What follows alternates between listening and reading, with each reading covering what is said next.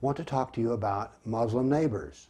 You see, there's a program being put on at Vanderbilt University, and it's called Muslim Neighbors, and it's all part of a process of advocacy of inclusion, because you see there's so much Islamophobia here in America, and this conference is to oppose Islamophobia.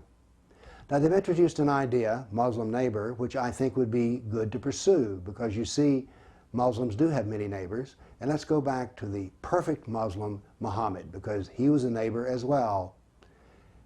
He had neighbors in Mecca, but he caused so many arguments amongst his neighbors that they asked him to leave Mecca, and so he migrated from Mecca to Medina.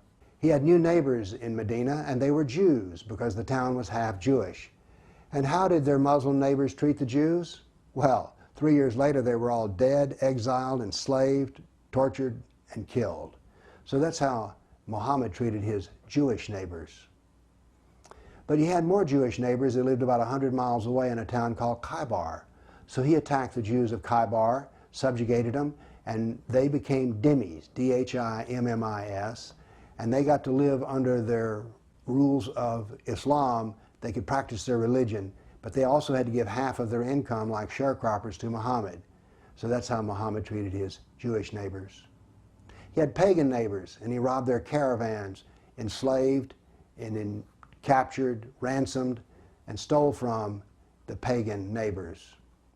After he had crushed all of the opposition to Islam in Arabia, Muhammad had new neighbors now, and they were the Christians in Syria, north of Arabia.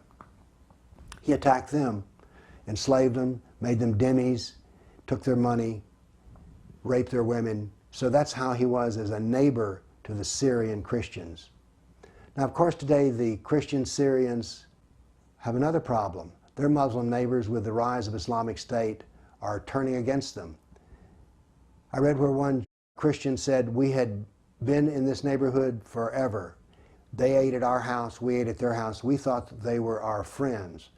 But you see, there's 12 verses in the Quran which state that a Muslim can be friendly with a kafir, but is never really their friend. And so the Christians living in Syria are finding that their Muslim neighbors are ratting them out to Islamic State. This happened in Iran as well. I knew Americans who lived in Iran when the Shah was in power, and they said they thought they had Muslim friends, Muslim neighbors.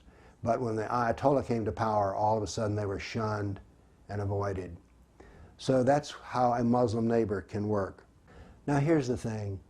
You wonder, why would Christians put together a conference on Muslim neighbors and not bring up at the discussion the death, rape, and destruction of Christians who have Muslim neighbors? But you know that's not going to happen, because these Christians at these events all know that at dialogues you never say anything which will offend a Muslim. So they will sit there quietly and probably won't even remember that their Christian brothers and sisters in Syria and Iraq also have Muslim neighbors who are enslaving them, torturing them, raping them, and killing them. So much for Muslim neighbors. Thank you.